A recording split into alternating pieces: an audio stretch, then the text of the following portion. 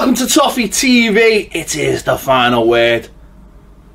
I'm getting bored of these wins now, Baz. I'm not. It's just getting so boring watching. Not boring watching Everton. Just not really messing. Another 3 points. Happy days. Back-to-back wins. Back-to-back wins. First time since March. Is that?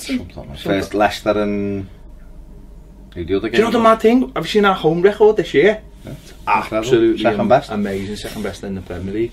And Sam Allardyce. Big Sam. Get it. Not calling him Big Sam. That's a persona that I don't want to get into. Big. He is big, and his name is Sam. But I don't want to get into that persona. I'm calling him Allardyce or Sam Allardyce. I'm trying to be professional with him, because I think once you get into the Big Sam territory, that's like a caricature of him that I don't want to get into as an Everton manager. Let's keep it Sam Allardyce, Allo, whatever. Hello. Sammy. So yeah, Samurai. First game, first win. Obviously, I'm going first before we start going to. I mean, he came out sort of very, very late. Like, game's about to kick off. Here's your new manager, Sam Allardyce. Well, I think, to be fair, he's not naive, is he? Do you know what I mean? And I think the club, I know the club takes stick, and rightly so in a lot of cases. But I think the club knew it probably wasn't the most excitable appointment given. I think if we'd have sacked Ronald Koeman and gone David Unsworth or Sam Allardyce because we're in trouble, I think a lot of people probably would have just gone, all right, let's get on with it. But I think because of the names that were bandied about, it created this. Yeah, we're trying to get him, so therefore it looked like a step down anyway. So I think it was the right thing to do. Bring him out as we're about to kick off. But you know what? I thought he got a very, very good reception, and rightly so. It's about proving. It's about coming out and proving himself here, isn't it? And I thought the reception for him was very good. Yeah, I thought. Well, you could tell because he come out and he kind of went like, and then the next minute, because the cheer was loud, the fist pumping came. I thought it was just. I thought it was like done in a professional manner. Not over the top. Not trying to claim it's something that it isn't, and almost like let's just get on from here. And also I liked it because he didn't overshadow the team. You know, he didn't overshadow the team on Wednesday night. He sort of kept that. You know, when he's talking about Unsworth and saying, well, I had 5 minutes with him, and even since then there hasn't been any revision on it. It's just been, I had with him 5 minutes, we had a chat about something very quickly, and that was it. I watched, he'd done about 4 interviews after the game, and in each interview, does he get more and more? It was 10 and then it was 15. Alright, well. But he did say, to be fair, he did say it was David had done it. He said, I'd just give them a couple of things I wanted them to do before they went on to against West Ham. And no, but that's sound, isn't it? Because Unsworth preferred it, done the training and all that, and he's just come in and gone, listen, as well as that, do this and try this and try that. Come on, he had the little the earpiece. Yeah, the earpiece in. Do you think that Steve Round had just left that in the drawer? They still work. I think he was talking to Steve Round. Where is Steve Round? So what's that? Isn't he?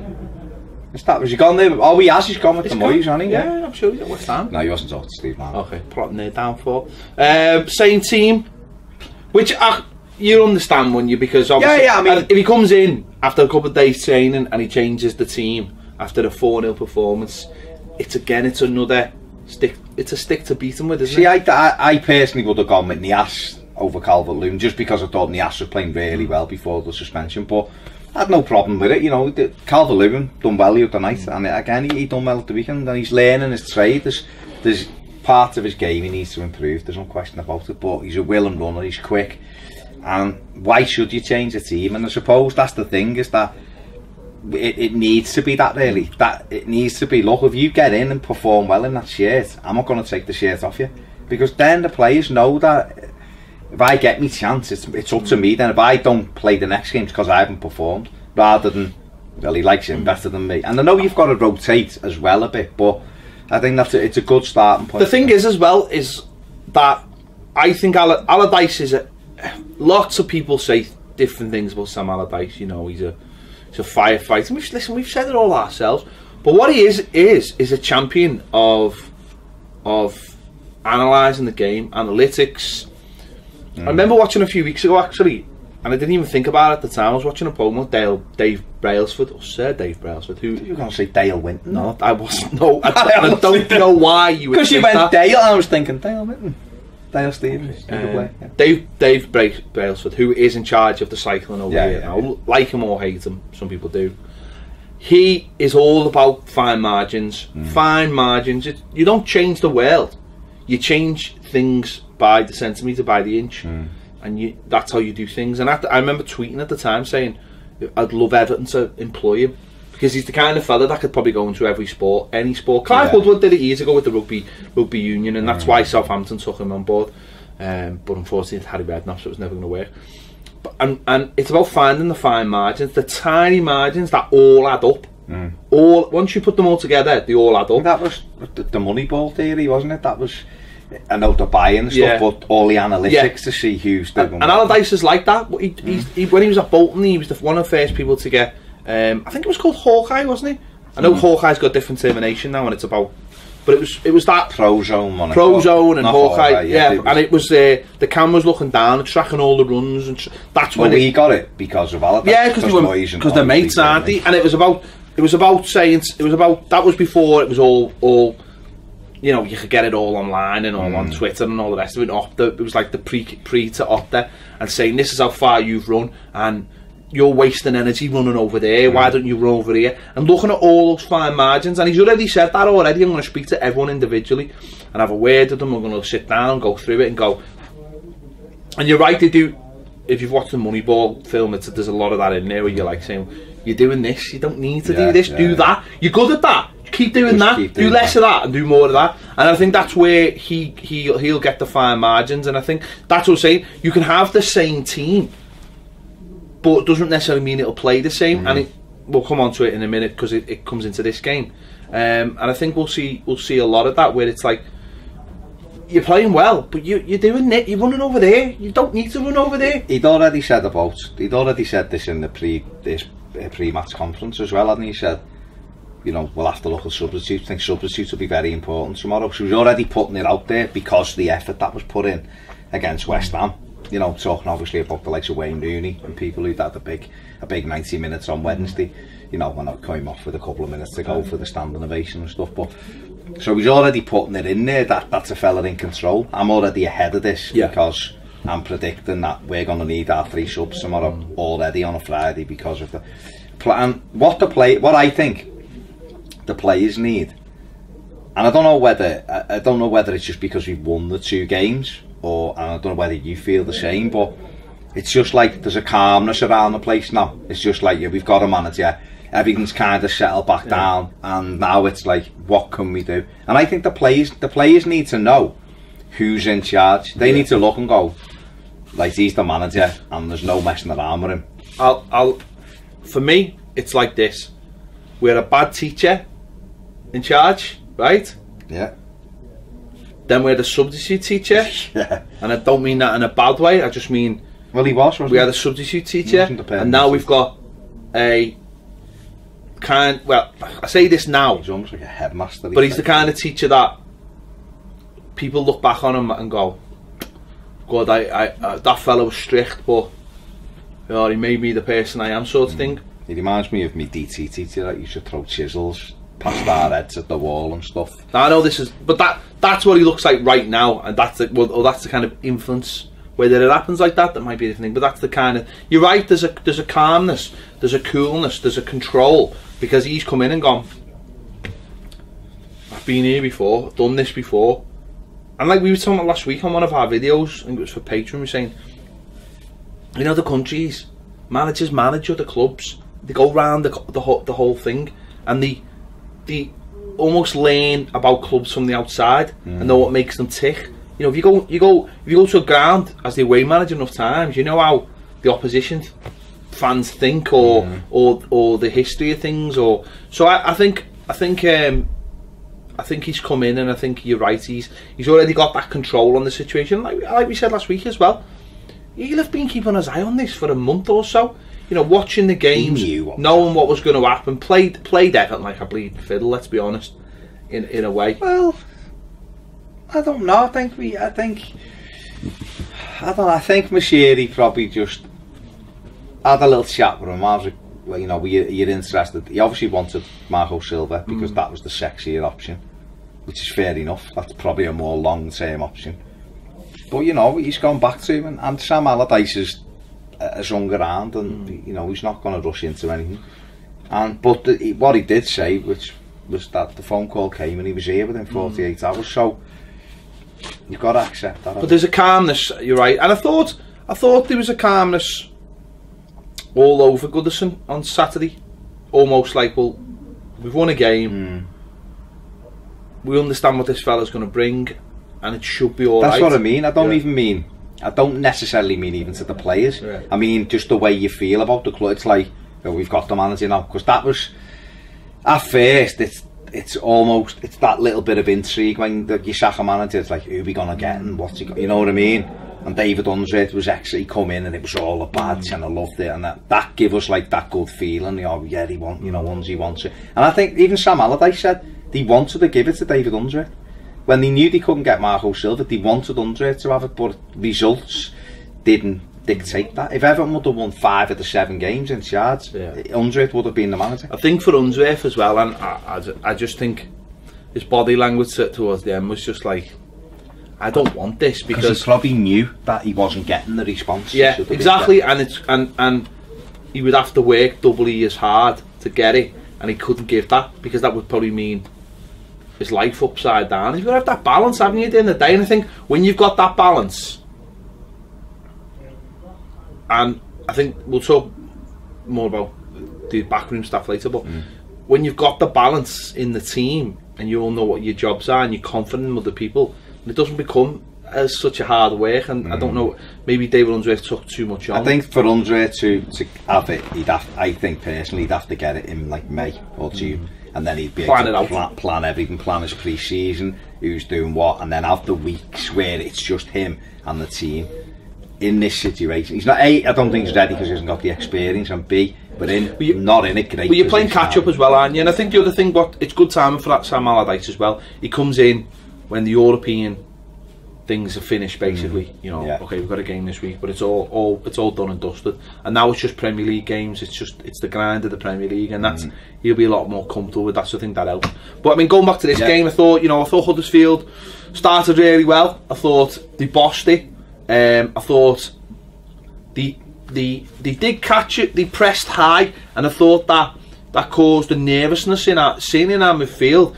You know, we've seen it for the last few weeks. All our midfielders want 2 touches of the ball just to get themselves confidence, and I thought that's where they were quite clever, that they were catching us high up the pitch, and by catching us high meant that they were on the front foot straight away. And I thought that if they'd had a little bit more about them, it could have caused us a few problems, but because they've got no real attacking impetus, I mean, they were all big lads, and I thought that caused a few problems as well. But just for that first part of the game, I thought we struggled to just get a grip of the game. Yeah, I think it's always difficult when you just won 4-0 at home, and it was a good performance, you know, and everyone's left the ground on a high. And then obviously Sam Allardyce has had that Friday training session, and those players will want to impress him again the next day. It's a big, you know, but then there's a weight of expectation. I think the players knew how important those 2 home games were. You come out against a team that's got nothing to lose, really. You know, they're not on a great run themselves, but they've got nothing to lose. They just come up. You know, the pressure's not on them. The pressure was on us Saturday because it was his first game, and he'd already said himself it'll be interesting to see how these perform after that win. What are they like on the ball? Are they more confident, aren't they? You know, and he's learning about them, and they're learning about him, and they're a high pressing team. That's what they do. They do it very well. And they had a lot of the ball, but didn't do anything with it. And that was I suppose, in some respects, that was a good thing, because it will have allowed him to see how we can maintain our shape. Because I tell you what, 3 weeks ago, they'd have probably caused us loads of problems. Swiss cheese, mate. Wouldn't he? Swiss cheese, 3 weeks. That's the difference. They would have been in. But that was the difference. That was the difference between certainly this first half. We give up possession far too easy, but the way we got back behind the ball, and the way the back 4 stayed together, the players in front We just, what I thought was good, and we did this all the way through the ball. I mean, that the young lad Murray, is it for them? Yeah, Moy, yeah. Aaron Moy, yeah. He got on the ball a lot, and he's a good player. He's a lot better than I actually realised he was. But I thought what was good was, at times we let him have the ball, 30 yards from goal, but we just put a protective shield in front, and he just, you know, you've got to be very, you've got to be like Kevin De Bruyne good, but you've got to have the runners as well. And once he got that ball and we closed those gaps down, they didn't have the intelligence of the runners that only like a top team would have anyway. I'm not having to go Huddersfield, and that just shut them out. And because we got nice and strong wide, we didn't let them get behind us either, you know. And I thought that set us up for the game. That when especially when you're playing away from home, you've got to score when you're on top. And when they were on top, we just shut them down. And you're right, it's exactly what we haven't been doing. You know, even go back a week, they're gonna cut through us. Our players are all just gonna be, you know, oh, I've got to go out. Like that we would have had runners running out to him. He would have stepped inside one, played a little ball through, and they've got a chance on goal. We just went, no, you come and break us down. We won't. We'll stay where we are, and you come and break us down. And they weren't good enough. And again, that comes back to that word calmness. If you can't, a little bit more confident, you know what your job is. And what we've been saying last few weeks is, players don't know what their jobs are and don't know what other people's jobs are, and have just been running around like dickheads. And that wasn't evidence on Saturday. If you do that, it becomes a brick wall, doesn't it? When people go on about the 2 banks of 4 and how can we break that down, and you've got to have good plays, you've got to have quick plays. They were at their most threatening when we give possession away in their half, because they are quick. Well, I was going to say that one of their big tactics was, if we had a free kick, if they like at edge of their box, that was like their best opportunity to score against us, or a set piece, because they knew that was launching on the break. That was their best opportunity. In a way, it was a good bit of the players weren't as good, but it was a little bit of a good rehearsal for Liverpool, wasn't it? Because Liverpool are obviously a much better version of that, with that pace and ability, and they're dangerous when you're attacking. And so I suppose for him it was, can we get back into shape when we give the ball away? Can people do what I asked them to do? And the answer, you'd have to say, the answer is, I was fine with the first half. I was absolutely fine with it. I don't want to see that in 3 months' time, where we have 1-2 shots on goal in the first half. Do you know what I mean? Yeah. But I was okay with it, because I know that at this moment in time, we need to start winning games, and we done it the other night. At the weekend, you know, we had the Rooney volley that deflected and could have gone anywhere, and we had the Cuco Martinez shot. Other than that, there was crosses that didn't quite get it right. You know, we break into good areas and not find a shit. So it's all that stuff that we need to polish, but we got in at half time. They hadn't had an attempt at goal, which is not bad. West Ham didn't either the other night. So that's 2 Premier League games where the opposition haven't had, and this is coming from a week ago. We'd conceded the most shots on goal. Were you like me? Because all I was thinking of was get in at half time at 0-0 and he'll sort this. And no, it was weird, because that's all I was thinking. It was almost like when you get a new manager in, and for the first half of the game was almost like, this is not my team, but it becomes my team at half time. And that's what I was thinking. It's like, he'll do. I used to think under Moyes, even in his 11th year, if it was a crap first half, I think he will sort something, because invariably, more often than not, you would see a reaction. I'm not sure we ever seen that under Koeman. No. But you know what he did at half time? Made subs. He did though. He made, and Unsworth almost fell into the same. But I'm even talking about Koeman last season when it was going well. I don't know whether that was one of the big things that worried me last season. The Swansea game after Chelsea, when we'd been spanked and there was literally no reaction. He was reactive. He wasn't proactive. It was weird, because David Moyes, you would always know if there was a bad, more often than not, if you threw in a bad performance, my God, the next week they worked twice as hard, and you could see that he'd been at them all week. And I think that's good for the fans to know that even if they don't like the manager who's in the dugout, he can get a tune out of them second half. And listen, it was evident within 90 seconds. Yeah, I mean, there was times last year with Koeman that certainly you did get at half time there was a response, but I'm saying that's been something missing this season, or was missing this season. And again, too many times taking the easy option of just making a sub, and I think that's. I mean, don't get me wrong. At half time, I was saying I think we need to get in the ass on here just to start pulling them. But he didn't, and he made a couple of. I think at times changes get made, and you go after it. You go, you know, but they're not obvious when you're actually watching the match from the. And he basically said, I think he said after the game that he told Gylfi Sigurdsson and Aaron Lennon to stop chasing their fullbacks around. He said, you know, while you're chasing their fullbacks up, you're not doing your job. You're just being too defensive. We've got loads of defenders on the pitch. We're fine. He's basically told them to sit back, receive the ball, and then do your work. And you know, then worry about you. Yeah, that's essentially what it is. And that's, I mean, again, that comes from seeing the game probably from different angles as well. Exactly. So, you know, we came out second half and it was almost, you know, immediate, wasn't it? The goal, you know. What I liked straight away from the second half was there was that tempo there, straight away, keeping the ball alive, pinning them in their half. You know, if it stops, making sure, you know, Garner's pass into Aaron Lennon is, you know, we've gone long and Davis was in the box, which is nice to see.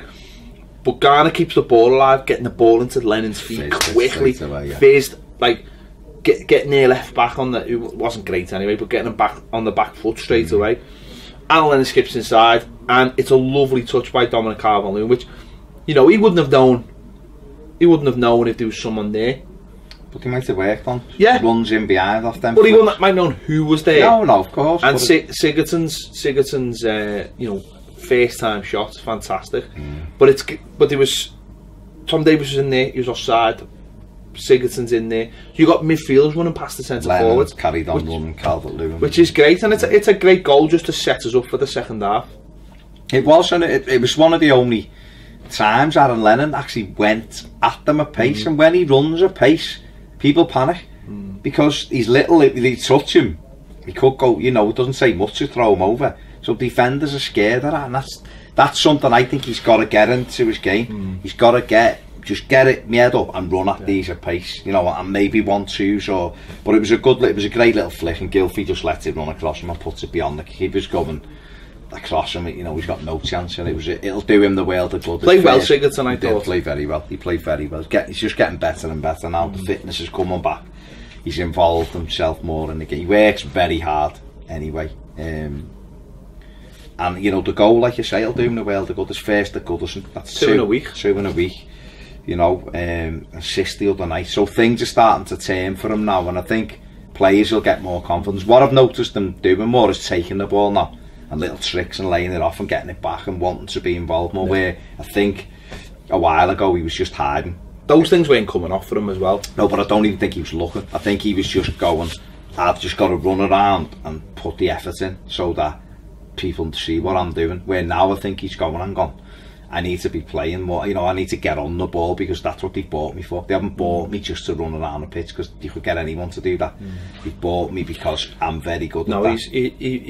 He's done well in that few games, and he's up. And what I think has helped is that he's got to define a little bit more of a defined role now, and it doesn't get in the way of where Rooney's playing either, and where Rooney's moved a little bit. But it shows you though that he can go and do that left side as well, because he does cover there, but then he's dropped what he's doing more. I think early on, and maybe this is what Koeman envisaged for him, but he was over on the left, but he was staying on the left, and he wasn't going up or back, he was just lost. Whereas now, or certainly the last couple of games, even at Southampton last week, he was drifting in from that wide area. That's as much as fitness as well, though, isn't it? Getting able to get round the pitch. Yeah. I think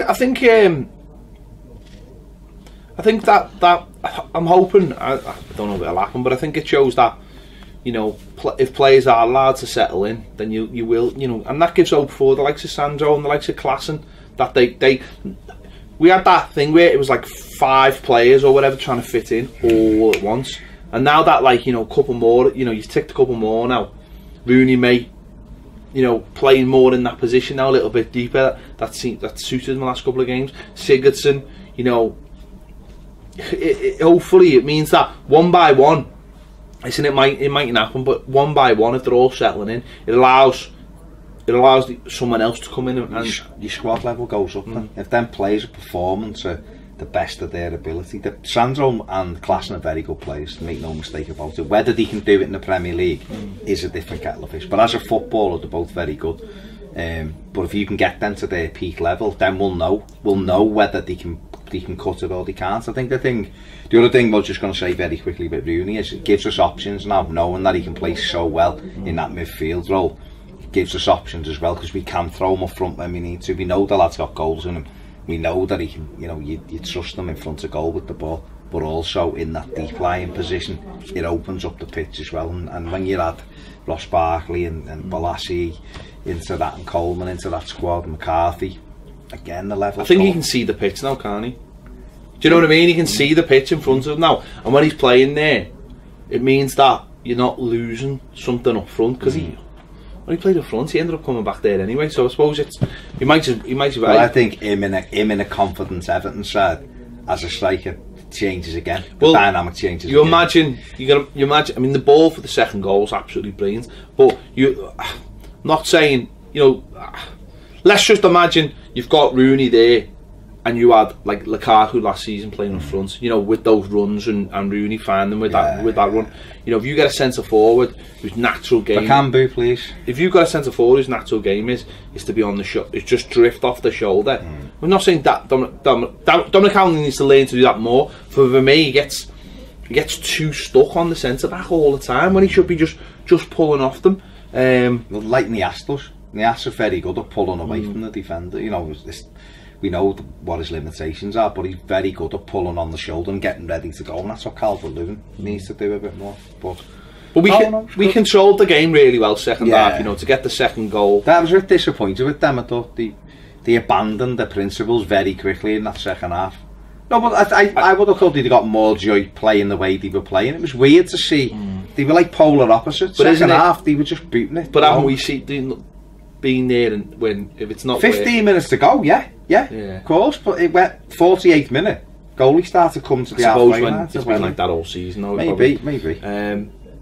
But now obviously you got the 2-0, and I think it was deserved. Calvert-Lewin, got a little bit of luck with the deflection going over the keeper. Well, we'd had the move just prior to that, haven't we, where Rooney wins it in midfield and plays it in. Aaron Lennon does the little back heel, and Calvert-Lewin has the shot, and their keeper makes a good stop from it. So we were on that front foot in terms of, it didn't happen enough, don't get me wrong. We need to improve that side of the game, but it was a good goal. Was that weird though? In control again, we controlled the second half. Garner with a brilliant challenge on, and it breaks. Rooney takes it out of his feet, and like you say, that ball, if De Bruyne had played it, or or Messi or whoever, any Liverpool player name you pick, they'd have been eulogising over it for weeks. But it was a fantastic ball. He didn't have to break his stride, Calvert-Lewin. And you're right, he gets a little bit of good fortune, but it was on target. They used to say he wouldn't have gone under the keeper.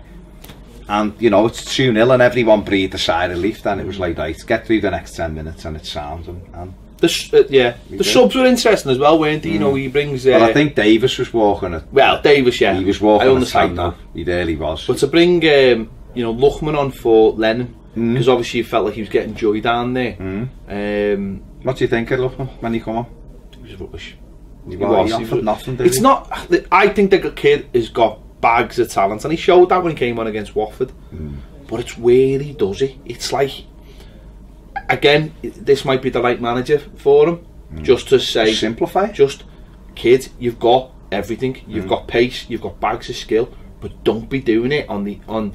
Don't be trying to go through three men on the goal comes from him trying to go round the player 10 yards in our half, and he loses it. Yeah. They play a short, Garner snaps in, and we break and score from it. But if Garner doesn't win that tackle, we're committed, and they're on the attack. But that's it. So I think the lad's got everything. Why doesn't he just give it and go? I don't know. He looks quick. Yeah, he looks quick. He doesn't want to. He wants to beat everyone because he's a school. That's great. Do it at the back. He's a school ground, player. He needs to. Again, you don't want to simplify it. You don't want to we've got this thing in this country, haven't we, about like, you know, wanting to turn all players into robots, but it's not about that. It's about saying, lads, you can go and do that, but it doesn't work unless you're doing it. Go around the box, do all that, get players to commit, players, yeah. and you'll either skip past them or you'll get a free kick or a penalty. Yeah. But there's no good doing there. You know, the amount of times when Lennon was on the pitch, John Joe Kenny was bending that ball, trying to bend that ball around. If he's up there, I'd be far too many times he was like in our own half looking for it short, and you're thinking, no, get on the shoulder, play like a centre forward, but on the right hand side, like it, yeah. and you'll. But I don't understand why he wants the ball there. Because he just wants the ball, doesn't he? No, but get it in there. Because that's what he is. Get it higher up. You're creating goals. Because he thinks he's playing knockouts on the park, doesn't he? He thinks that's what it's all about. It's a goal. A nutmeg's probably a goal to him. Yeah, it's about simplifying. He's a hell of a player in there. He just needs to get that out. I think they'll work on that with him. I thought was interesting that he was the sub though, because that could have been the ass. Could have been, or it could have been a more reserved. Yeah. Sub. I thought that was good as well though. That's good for him, isn't it? Yeah. It's a nod for him that, you know, the manager's. Because he could easily get buried in all this. You know, if people think, you know, Allardyce going to do things a certain way, then. But 10 minutes to go, he did make the worst sub. Come on, made the worst sub. Brought Keane on. Yeah. And took Rooney off and just sort of said, no, the day's over, son. What we have, we protect. Well, that's it. Which I mean, I'll be honest with you, I was a bit disappointed when I seen Keane stand up. I understand 100 because they brought Munier on and they had two big physical lads, and I was thinking, getting the ass on and throw him up there and let him do, you know, let's get a third. But the reality is, it made perfect sense. He was 2-0 up. Why should we risk? Yeah. Why risk anything at 2-0? You know, get a clean sheet. What he wants. If we get a clean sheet, we don't lose the game. It's basic, but you know what? We've scored 2 goals. Let's win the game, and it was vital. I suppose it was vital we kept the goals as well. You know, we conceded heavily the last few games, so to pull 6 goals back in a week on our goal difference, 2 clean sheets. Keane, come on. This is a player I think will really benefit under Sam Allardyce, because I think Keane, I've seen again, people, you know, Twitter's marvellous for overreaction, isn't it? And for hyperbole nonsense that people come out with. You know, John Joe Kenny was the worst player they've ever seen. And I envy anyone who thinks players like John Joe Kenny the worst they've ever seen, because they've never seen fucking Klaus Thompson or Tony Thomas or any of them, Mitch Ward.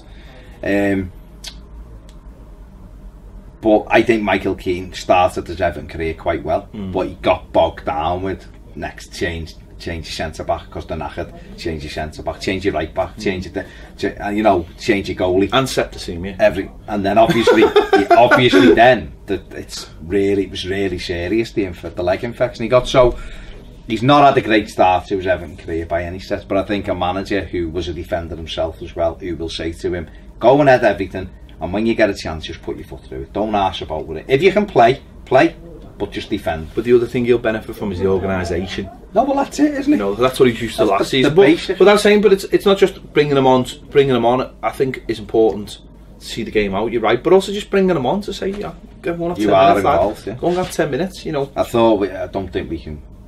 It'd be wrong not to mention Ashley Williams and Mason. No, I thought Ashley Williams was good. Because the pair of them, I thought, were excellent. I thought Holgate, he did have the opening. I thought he was a shaky first half. I don't think physically, I think the first 10 or 15 minutes. Physically, I thought he was a little bit. Potre or whatever his name is, went and played on him, didn't he? Because he was a big. But I thought he grew into the game, and his pace gets us out of so much, and he's the footballer in the back four. But I thought Ashley Williams was really good, and people again, even this.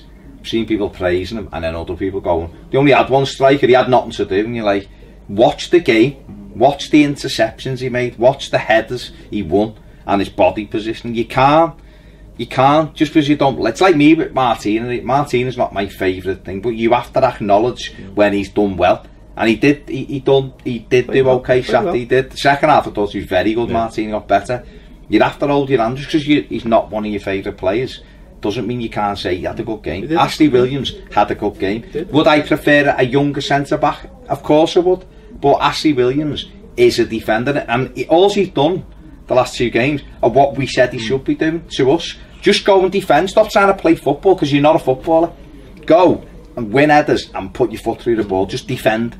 Let everyone else worry about the touch and the passing and moving. Just get the ball out the box.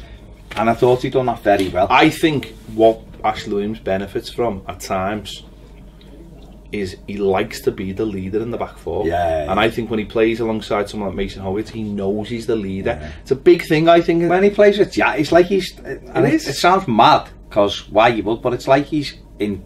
It is like inferior to Jack. Some centre-backs don't like that. Some centre-backs like to be the lead. There's always going to be one who puts the arm up, who tells people to get out. And I think it does. I noticed that at the weekend. Some centre-backs he started doing all this again, as he done early on. When he came in, the first few games, I remember going, fucking hell, this is what we've needed. This leader, he was bawling and screaming, getting everyone out. And then I thought he was good last year, I did. Some people will disagree, fine. But I thought he had a good solid season last season, and the defence, the goals against column tells you that he did.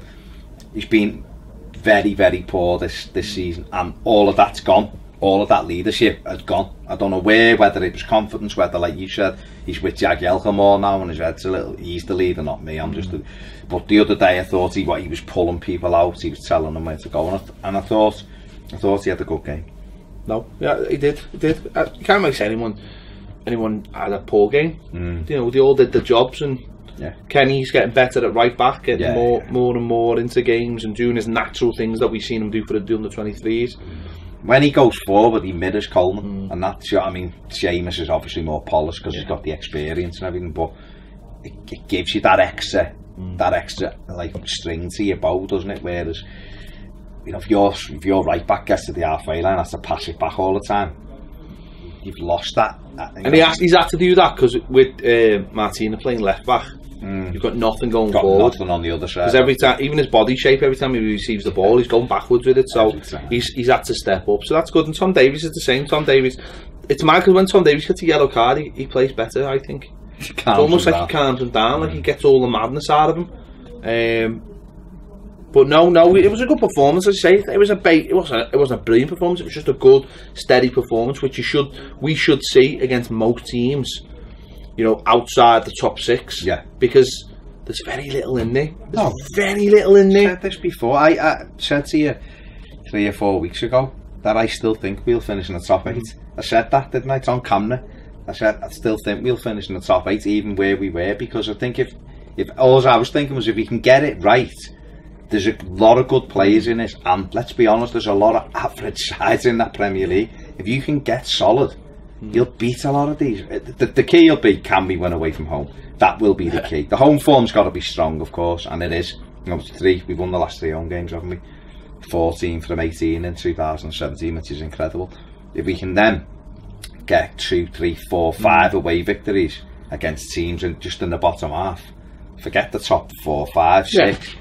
If we can pick a few of those teams off on our travels, we will finish in that top 7, 8, 9. You know, we'll definitely be up there, and it's about being able to do that now. Yeah, it's about getting that platform, isn't it? And getting, it's almost like as well getting to that level where you're like, well, we don't have to worry about that anymore. We just worry about that. But we have to say we are by no means out the box. Oh no, listen, we've got a couple of couple of tough away games coming up now, and then going into the, you know, the heavy Christmas period where it's, you know, again, game every 2-3 days. So it's not like it can change. It's changed brilliantly this week because we've won 2 games, but a lot of results have gone our way this week as well. You know, a lot of teams drawn around the bottom and stuff. Everyone draw, please, and we just that's all I want. So it's but you know, it's another one ticked off, isn't it? 6 more wins. Yeah. Been a good week. So let us know your thoughts in the comments. 2 back-to-back victories, 2 back-to-back clean sheets, 6 goals scored. 6 goals. Going into the Merseyside derby. Why spoil it? It was a great outro. It was. Sorry. Going into the game in Cyprus. Again, why spoil it? Just do the outro. Let us know your thoughts in the comments. Don't forget, if you haven't already subbed, please do. Click the bell for alerts. And if you want more videos or an extended version of The Final Word, join us on Patreon. We'll see you later.